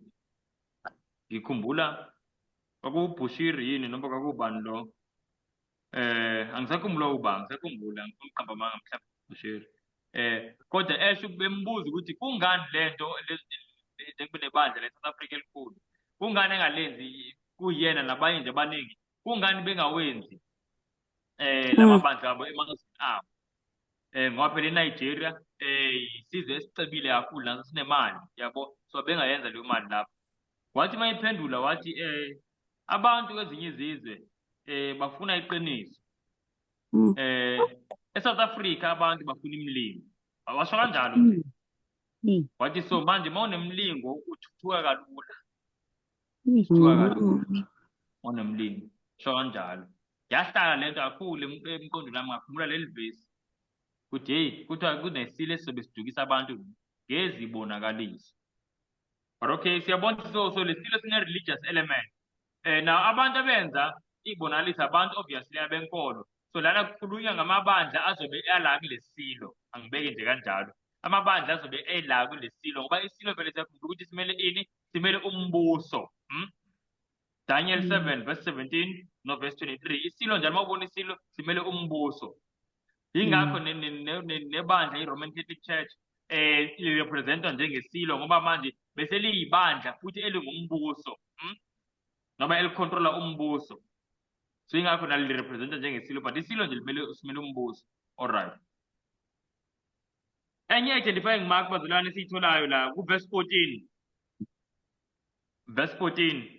Yini mhlambe inzima ke le bazalwane ngibona ukuthi mhlambe kodwa ade nginibuze. Yini esiyitholayo kuverse 14? Ngalesilo. Mhlawumbe athi nginikeze iclue ngeke. Cela uninikeze iclue bazalwane ngoba ngiyanithanda. Kuverse 14 ngizobuza yini esiyitholayo but ngifuna ukuthi according to verse 14 inhlobo yobuholi balombuso inhlobo enjani, type of governance. According to verse 14 i-type enjani ye-governance yobuholi elakile kulo mbuso. Edabukisayo. Angizwa? Edabukisayo. Okay, edabukisayo. Ngicela uninikeze enye iclue futhi ngoba sithole iy'mpendulo ey'ningi. Yebo iqiniso lelo but ngicela uninikeze iclue bazalwane ngoba ngiyanithanda nginikeze enye futhi. Lapho. Kukhona iy'nhlobo zokubusa, khona into abathi idemocracy. Mm. Kuphinde kube khona futhi iy'nhlobo zokubusa abathi monarchy. Siyayibona leyo nto? Lapho Mhm. kubusa amakhosi. Inkosi yenza into eyithandayo. Kube khona enye futhi ecishe ifane ne-monarchy, kodwa kuyona i-monarchy. I-communism noma ngizothi autocracy. La yebo kuba khona idemocracy encane yokubeka umbusi othile weqembu elithile, kodwa mase ibusa ushaya umthetho wakhe, isishaya isicathulo sakhe. Isibonelo saloko i-China, i-communist country, yabo. Nabo Russia kanje banaleyo government kanjalo. So kuba khona into esabu democracy, kodwa ayiyona democracy ephelele, ngoba umuntu mase ibusa uyahlala nje sihlale nazo yofa. Cishe ngabeka kanjalo. NjengoMugabe kanje wayefuna ukuthi iZimbabwe ibe ne-communism, kodwa wayifihla, yabo. Wayefuna nje ahlezi esihlelweni njalo. So lana ku-verse 14 lesilo lesi sinenhlobo enjani yokubusa? Autocracy.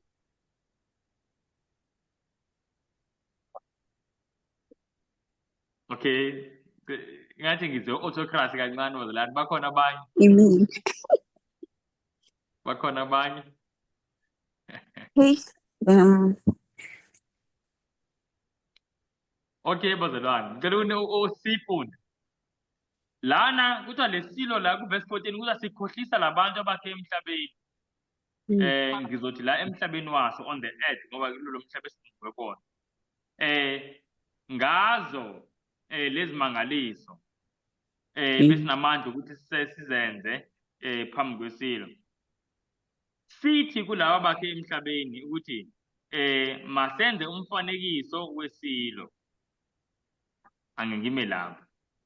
So kuthiwa lana bazalwane lesilo kunombuso lo, abantu ukuze kwenzeke lo mfanekiso wesilo kumele kuqale kuconvince abantu. Seyizolweni bazalwane. And indlela abaconvincewa ngayo kuthiwa bayakhohliswa, abaconvincewa by force. So bayakhohliswa. So kunento ethile abayikholwayo, then mase beyikholwa nabo bayavuma, they give consent ukuthi kenziwe umfanekiso wesilo. So la kumele kuvume abantu ukuze kenziwe into, umphathi angazenzeli nje lonto. Inhloboni ye-governance leyo. Yo. I-autocracy njengoba kade esho umema. Umbuso Imali autocracy. bazalwane lithe autocracy. Idemocracy, vele idemocracy bazalwane athi ngichaze. Idemocracy ukuze kwenziwe into embusweni, kudinga ukuthi kube abantu abavumayo. Ku-autocracy angenza isibonelo nje nge-China. I-China ayithandisi abantu. U-Xi Jinping lo oyi-king noma ngizothi oyi-president yase-China, ngingasho nokuthi uyi-king, wenza into ayithandayo. Mayifaka amakhamera lapho afuna afaka khona, akulula ngisho noba kuyatoyitoya e-China, kushisha amasosha kubulawa abantu, kudutshulwa abantu. Ngoba into yokubukela i-Chinese Communist Party, CCP, e-China icala elikhulu kakhulu, punishable by death. Yabo. So i-autocracy leyo la uma ngaba i-China ibifuna ukwenza umfanekiso wesilo, ibingezidinge imvume yabantu, njengoba zonke izinto ezenza yayidinga imvume yabantu. But i-democracy kumele abantu bavume. Now la siyatshela ukuthi bazovunyiswa kanjani? Bayakhohliswa. Bayakhohliswa. Badukiswa. Bayadukiswa and then bavume. Leyo nto. Sibona la isilo siconsulta nabantu ngoba kuthiwa sithi kubantu masenzeni. So kuthiwa masenzeni umfanekiso. So sisho kubantu ukuthi makenzeni kanje nabantu bavume ngenxa yokudukiswa. So i-democracy le sayizolweni bazalwane.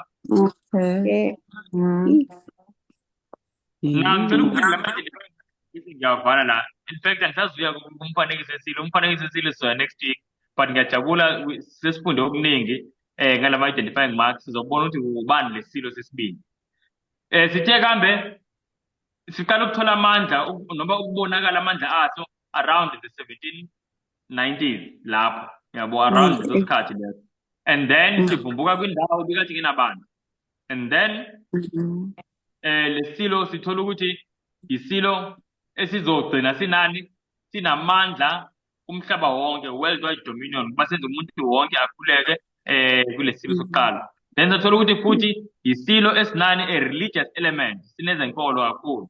Then number 5 isilo esiyidemocracy. Sayizolani bazalwane? So I think ngiveze screen ke manje nginivezela ukuthi ubale isilo lesi. Naku ke bazalwane isilo esesibili sivumbuka emhlabathini. Now ama identifying marks ngawo sivumbuka kwindawo engenabantu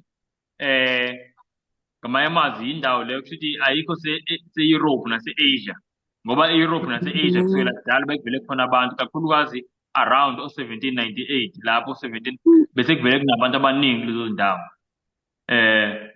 Now kuthi futhi sivuka ngokuthula, awukho umoya le bengayishongo, sengibhale eziningi nje la. Sithola amandla noma sibuke ngathi sithola amandla around 1798. Sineyimpondo engathi ezewundlu, so kubonakala ukuthi iwundlu ke yimbana ngisho, imbana encane, so i-country center ngalezo yikhathi lezo. Innocence, kungathi nje imsulwa, ngeke uziyisola ukuthi yokwenza into embi kanje, siyibona lento bazalwane. Futhi namaphondo aso a-peaceful, ngoba amaphondo anikwe iwundlu, ubone iwundlu alihlabi lutho ngala maphondo waso, yabo. Now ngikhulume ngenhlobo yokubusa, ngathi ini ngakhuluma ngedemocracy, i-republicanism kahle into ebizwa ngedemocracy, and then ngafaka ne-protestantism le ngizoyichaza kwisifundo esilandelayo. And then amandla waso alele ebantwini, democracy bese ngiyichazile, futhi worldwide dominion. Lesilo bazalwane ngiyacabanga nje ngoba seniyabona ne-map, lesilo lesi United States of America. Ungacabanga ukuthi kungavela umbuso ongaka omkhulu kanje uzobusa umhlaba wonke kanje, kodwa uNkulunkulu akaprofethanga ngawo ukuthi uyoqhamuka. I-United States of America naye sifunda ngayo kwisiprofetho, yiyo lesilo sesibili. Kanjani na ivele kanjani kwindawo engenamhlabathi, engenamanzi? Kalula bazalwane, yazi i-United States yavela kanjani? Athi ngibheke mhlawumbe ngiyifakile iy'thombe, ngiyifakanga iy'thombe, okay fine. Yavela kanjani? Abantu bazalwane babese-Europe, e-England kakhulukazi, and then nase-Europe zonke le ndawo beshushiswa ibandla lase-Rome, Roman Catholic Church. Babaleka ngenxa yokuthi babefuna ukukhonza uNkulunkulu ngendlela uNkulunkulu ayilobile ezini lakhe, bawela amalwandle. Sayizwa leyo nto? Beya kuphi? Beya kwindawo bangayazi, bethi leyo ndawo esiyoyibona.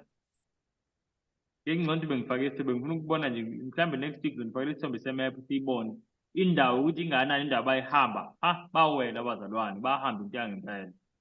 Besuka kuphi? E-Europe, kakhulukazi e-England.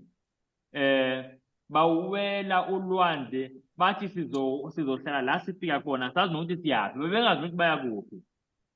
Bafika e-America, e-North America, and beqala ukufika, the first people bafika ngo-1620, ngonyaka u-1620.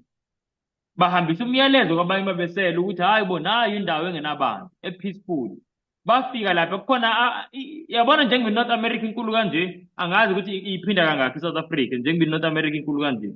Iphinda, I don't know how many times South Africa ngokwe-land mass. Very, very big. Uyazi ukuthi abantu bekhona kangamandiya nje la, amandiya kuthiwa ama-Red Indian. Nakhona emancane, very, very few. Kwafika belungu, bengabantu bokufika kodwa bafika baba baningi kunalamandiya. Seyizwa leyo nto? So uyayibona ukuthi iqhamuke kanjani kwindawo ibikade ingenabantu, scarcely populated place. So bafika abantu kancane kancane, bafika abantu bajabula ngempela ukuthola indawo engabuzwa inkosi, futhi kungekho phapha. Babona abantu indawo la umuntu ngempela uzodla iy'thukuthuku zebunzi lakhe, ukujuluka kwakhe, umsebenzi yakhe, ngoba akusekho nkosi ezobatshela ukuthi benzeni, noma bathi sebesebenzile baphuca izinto amakhosi.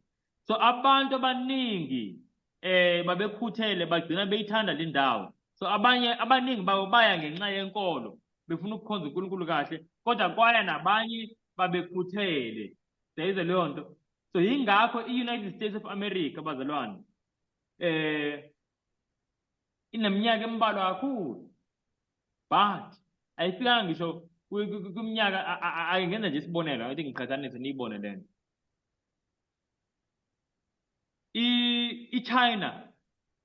iChina njengoba manje seyicebe kangaka, it's almost 5,000 years old uma betrace ama-roots wabo. United States of America ayifikanga ngisho naku-600, ayikafiki ngisho naku-500 by the way, iminyaka i-United States of America. But uyayibona ukuthi ivele yathuthuka yakhuphuka masinyane kanjani. Yenza ngoba kwaqokelela khona abantu ababekholwa bebaningi, then kwaqokelela khona futhi abantu babekhuthele, so yaba productive ngendlela emangalisayo. Abantu babesakha, abantu babethunga, abantu abangama-miners, yonke into eyiningi. Siyibona leyo nto. Now enye into ndifike masibe ngiyishilo ngithe izofika izobonakala ithola amandla around 1700s. Ngempela bazalwane kwakunjalo. I-United States of America kusukela ngo-1620 ngenkathi ifika kwangabonakalanga lutho nje elitheni, but around ama-1700s 1790s futhi kwaqala kwenzeka izinto. Kwaze kwaba khona ne-Declaration of Independence eyenzeka ngo-1796 mangaphosisi manje ama-date sengiyawakhohlwa. And then kwaba khona ne-War of Independence la i-America ilwa nesizwe esikhulu, i-England. Yayisizwe esikhulu ngaleso sikhathi engathi ibizwa nge-Great Britain, and banqoba i-England bazalwane. Balwa, it was a long war. Khona impi eyaliwa ngo-1812 sengikhohliwe bathi yi-Battle of Bani, wayengikhohlwa. But la i-America kwangathi vele izobhujiswa ngendlela nje elula ngoba isizwe sase-England safika ney'kebhe ey'ningi namasosha amaningi, kodwa i-America yanqoba. And lapho i-Great Britain yayiyeka ngempela i-America yathola i-independence, zonke lezo zinto. So isizwe lesi bazalwane esaqala ukuba nezinto eziningi. I-constitution yakhona ngenza isibonelo, i-constitution 1789, i-constitution yase-America nezinto eziningi, even nani khona nani khona lokunye phandle kwe-constitution sengiyikhohliwe. Yes, i-Bill of Rights, khona i-constitution ne-Bill of Rights, zonke lezi zinto zenziwa ngalesikhathi esifanayo around the 1790s. So ngempela njengoba isiprofethi sisho ukuthi lo mbuso lo uzoqhamuka ngaleso sikhathi uqhamuka ngaleso sikhathi la sewufika sewuba umbuso manje onama-document onamandla o-independent. Lezo leyo nto bazalwane. And also besithe uzoba ne-worldwide dominion. Akekho umuntu ongaphikisa namhlanje ukuthi i-country ecebe kunazo zonke i-United States. Zikhona into ezenzekalayo namhlanje kubonakala engathi izowa i-United States of America. Sizofunda ngazo kule kusifundo esilandelayo ukuthi kwenzakalani manje. But manje it's the most powerful country in terms of military, izikhwepa nje amandla yabo amasosha, in terms of economy, in terms of wealth influence. Ngisho nala South Africa bonke abantu ba-influence e-America, abantu base-America, from religion to ama-lifestyle. Abantu bagqoka lamakepisi la afletha, bonke ngisho iy'ngane gqoka lamakepisi la bayatebhisa, zonke lezi zinto konke kusuka e-America. Konke kusuka e-America. Ungani bangagqoki ngathi ama-China? Ubuyibuze winda. So the country ne-influence emangalisayo. So that is now socially, influence socially, economically, and also military wise. So the identifying market sayibona ngokuphelele. And then bazalwane sithole ukuthi injani ine-religious element. Ine-religious element enkulu le country le. And ayikho bazalwane i-country mangicabanga ine-religious element njenge-USA. I'm sure sike sibuke uma ukuthi uyalandela izinto ze-US, omongameli ngisho omongameli bakhona kumele kube umuntu obonakala kubantu engathi uyakholwa. Siyayizwa leyo nto. Njengoba no-Donald Trump angazi nokuthi ukholwa into yangempela yini, kodwa uyavela ezithombeni ephethe amabhayibhili ngoba uyazi ukuthi i-country le ene-religious element enkulu. Abantu bala ngisho ukusungulwa kwayo le country njengoba sengichaza ukuthi kwakungamakholwa ebaleka eEurope ebalekela iy'ntshushisiso zebandla i-Roman Catholic Church. Siyibona le bazalwane. So into yayo nje ingakho mawufunda engathi yini imali yakhona angikaze ngiyiphathe imali yase-US. Angazi noma imali yakhona, I think imali yakhona abathi it's one nation under God, kodwa uyizwe yonke leyo nto beyikhuluma. So izisho zakhona lezi ukuthi isizwe lesi esi-under uNkulunkulu. There's a very very strong religious element njengesiprofethi sisibhedlela bazalwane, bazalwane. And then sathola lapha ku-verse 14 ukuthi isizwe lesi esinjani, isizwe lesi esiyidemocracy. And kunjalo, this is a democratic nation. And in fact, ngingaze ngithi i-United States over the years ibizenza iphoyisa le-democracy. Okungathi la bantu bengaphathwanga kahle iyangenelela. Siyibona leyo nto.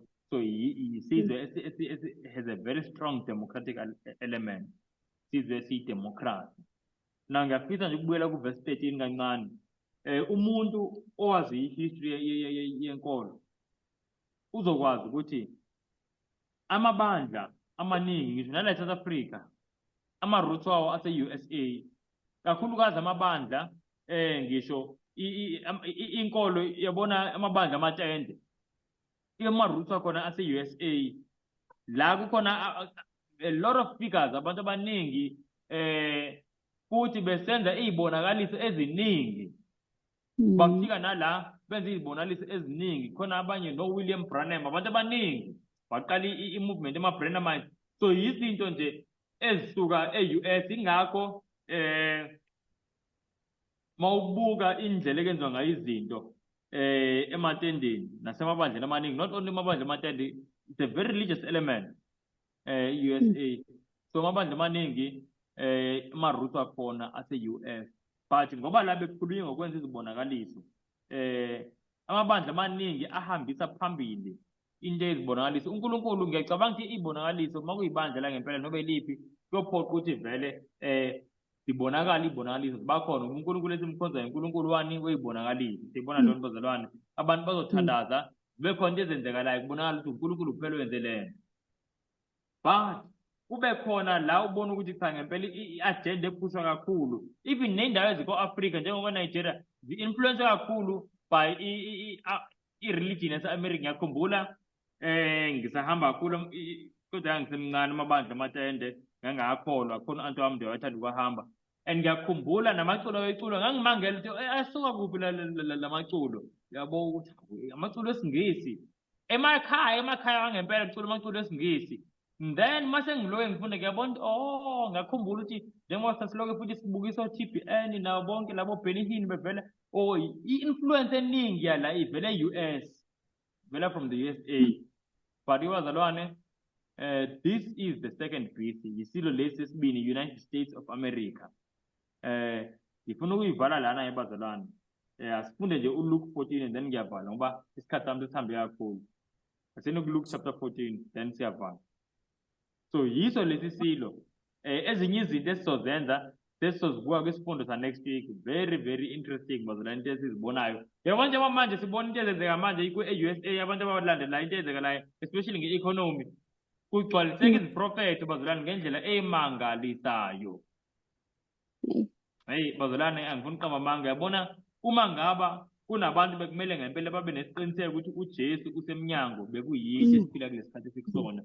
Izinto esizibonayo baningi abaprofethi bazalwane bebeyojabula ukuzibona, bebeyojabula ukuyibona, abaloba ngazo bebeyojabula ukuzibona lezi zinto. Bathi hayi ngoba bafuna ukubona into ezimbi, kodwa ngoba bathi sekuseduze ekhaya, sekuseduze ngempela bazalwane. Sizobona nje sifunda next week. Nasini kuJohn chapter kuLuke 14. Na kuLuke 14 bazalwane ngicela sifunde uverse 33, and then masuka kuverse 33 sizofunda uverse 26. Uverse 33 ufundeka kanjena, uthi kunjalo-ke yilona loyo kini ongavalelisi nakho konke anakho, Mm. angebe ngumfundi wami. Ngiyayizwa le nto bazalwane. U-26. Number one, Mm, Cele before sifike verse 26, ngicela ukuthi nje something la. Number one, uJesu sakufunda last week, lamanye amavesi ngiwayekile ngoba siwafunde last week. uJesu mm, lawa ayiveza khona ukuthi uplanile ukuthi yini ezodingeka ukuze sibe ngabafundi bakhe. Uthi akekho umuntu othi uma ezokwakha indlu, angaqala ahlale mm, phansi aplane. Akekho umuntu ozothi uma ezoya empini angahlali qale phansi aplane. Siyakhumbula siyifunda leyo. So uJesu ngamanye amen. amazwi uthi uplanile naye njengoba nje ethola abafundi umhlaba wonke bazophila kuze kube isikhathi sokubuya kwakhe. Uthi ngiplanile and into engiyibonile kwizinto enisazodlula kuzona. Umuntu ongenayo inhliziyo yokuvalelisa nanokuba yini anayo angeke akwazi ukuba ngumfundi. Sayizwa leyo nto bazalwane. Amen. Ngamazi uJesu ukuhamba noluhambo esilihambayo kufuna kudinga ukuba ngumfundi kaJesu. Ngiyangibeka kanjalo. Kudinga umuntu onenhliziyo evalelisayo izinto noba yini abonayo ukuthi manje seyisendleleni phakathi kwakhe noNkulunkulu yavalelisa. Abantu nje bazomazi besekugcineni abantu abanenhliziyo yokuvalelisa. Ante bengiyithanda le nto, bengimthanda lo muntu, kodwa manje sekufike la kumele ngivalelise khona. Uvaleliselani? Ngoba ngiyathanda uJesu, ngiyamthanda uJesu, ngiyamthanda uJesu, ngafela, ngiyamthanda uJesu. uJesu uthi le nto uplanile, ubonile. So umuntu ongenayo inhliziyo yokuvalelisa akakwazi ukuthi abe ngumfundi. Asifundeni bazalwane verse 26.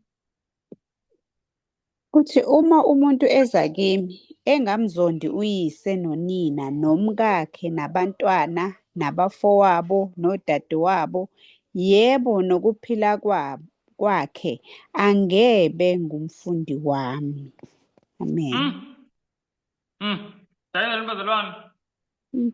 Noma iqhathanisa la lento ayikhulumayo uJesu la wayengaqala ukuyikhuluma la wakwayikhuluma nasinye isikhathi kwincwadi kaMateyu chapter 10 ngesikhathi eqala ukuthuma abafundi bakhe beyovangela. Washo ukuthi umuntu othanda ubaba wakhe nomama wakhe noma unkosikazi wakhe noma iy'ngane zakhe ngaphezu kwakhe uJesu yakwazi ukuba ngumfundi. Lokhu kuthola kwincwadi kaMateyu chapter 10 I think verse 36 to 37 lapho nje. So ngisho ukuthi uJesu la akasho ukuthi kumele sizonde abantu, but i-meaning yakona isho ukuthi kumele simthande uJesu ngaphezu kwabo labantu ngendlela yokuthi makubukeka kuze kube ngathi siyabazonda. Nayizwa lento engishoyo indlela ozifela ngayo ngoJesu kuba ngathi lo muntu uthanda umthanda ngalalo lutho uma uluqhathanisa nothando uthanda ngalo uJesu. Makumele ukhethe kuba clear ukuthi inhliziyo yakho ikephi, kuba clear ukuthi inhliziyo ikephi. So uthi uJesu lana mawukuthi uyeza kuye kodwa usathanda ubaba wakho unaye, usathanda umama wakho unaye, usathanda unkosikazi wakho unaye, noma umyeni wakho unaye, noma izingane zakho, noma abafowenu, ifamily. Siyayibona le nto. Ngisho noba uthanda ukuphila kwakho uqobo ngaphezu kwakhe uJesu, uthi ngeke ukwazi ukuba ngumfundi. Bazalwane, ngicela uyishiya la le ndaba. Ngisho nje ukuthi wonke umuntu uma efunda leli verse kuyadinga ukuthi ayihlole ukuthi ngaba ngingumfundi yini. But nayo indaba emnandi, uJesu uyakwazi ukwenza wonke umuntu ofisayo abe ngumfundi. Inhliziyo enje ayiziveleli kubantu, yinto le oyiphiwa nguNkulunkulu. Uma ucela kuNkulunkulu ukuthi uNkulunkulu ngenze ngikuthande, ngenze ngikuthande kunakho konke, ngiyanxusa Nkosi, ngiyazibona ngisathanda ukuthi. Ubeke nje kusho ngomlomo uNkulunkulu, Nkosi ngisathanda ukuthi ngaphezu kwakho, ngibona kanjani, ngibona ukuthi ngenza kanje nakanje. Sekhona engikubekile phambi kwakho. ngicela ungisize ngikuthande ngaphezu kwayo yonke le nto kube lula ukuthi ngidede. Yayizweni bazalwane, because le nto esiyifunda lapha kwisambulo into ezisazokwenzeka ngiyakutshela iqiniso bazalwane, zizokwenzeka ngeseyithu isikhathi. So kumele ngempela manje sibe yenye inhlobo yopende kumele sibe yiyona nje ngempela, kumele sibe inhlobo yabaKristu. Le nhlobo le uJesu akhuluma ngayo, umuntu ongathandi ngisho ukuphila kwakhe ukudlula uJesu, nayo into efunekayo. Abazalwane, into ezisondele yini, and njengoba ngisho ukuthi asikho njalo, but uJesu uyakwazi ukwenza noma ubani ucelayo ukuthi abe njalo, ibe njalo, ibe nengqondo yokulahla, ibe nengqondo ethanda uJesu ngaphezu kwakho konke. Kusukela e-Edeni kwakuyisifiso lesi kaNkulunkulu, khona isifiso sakhe esikhulu lesi. Esibhaleni bazalwane ngomkhuleko, sikhuleka nje sicabanga ukuthi uJesu njengoba ethi asimthande kunakho konke, sibheke ukuthi uJesu yena usithande kangakanani. Uyayibona leyo nto? uJesu uthande thina ukudlula yonke into ebenayo, izulu nobuhle balo wehla walishiya. uJesu wadela ukuphila kwakhe, ngamanye amazwi uthande thina ukudlula ukuphila kwakhe, uthande thina ukudlula i-comfort yakhe nenjabulo yakhe, zonke lezi zinto. Bazalwane, yathi singehlale nje sijule ngothando lukaJesu. Ake sivaleni ngomkhuleko. uNkulunkulu onamandla nomusa omkhulu kakhulu, siyakubonga Nkosi ngezo sifundisele yona. Nkosi akulula, ngoba Nkosi ekungeneni kwesono isimilo somuntu nenhliziyo yomuntu yashintsha. Bonga nje Nkosi igazi elinamandla, oshilo wena Nkosi kuncwadi ka1 John chapter 1 verse 7 ukuthi igazi likaJesu liyageza zonke izono. Bonga Nkosi igazi eligezayo. Inkosi konke okuyiphutha kithi, konke Nkosi okungahambi kahle ezinhliziyweni zethu, la sibona ukuthi asiyona lento ofisa sibe yiyona, siyazi ukuthi Nkosi igazi lingasebenza. Siyakubonga kakhulu Nkosi Yesu, ngicela usisize sikubeke phambili. Ngicela Nkosi ne-understanding ukuthi usisize ngempela njengoba sifunda iziprofeto, azifundwa kakhulu Nkosi, uyazi nawe ngoba uyabona yonke indawo, amehlo akho agijima umhlaba wonke. Iyazi leyo nto Nkosi, so siyakunxusa nje kakhulu ukuthi siphe Nkosi ukuqonda Nkosi, siqonde kakhulu. Ngikhulekela wonke umuntu Nkosi belalele, ukuthi wonke umuntu athi ngokuqonda, ngenzela ukuthi naye wonke umuntu ebelalele angakwazi ngisho ukufundisa nabanye. Please Nkosi, siyacela konke ngegama likaJesu Kristu, amen. And as for me, I will behold thy face in righteousness. I shall be satisfied when I awake with thy likeness. I want to be just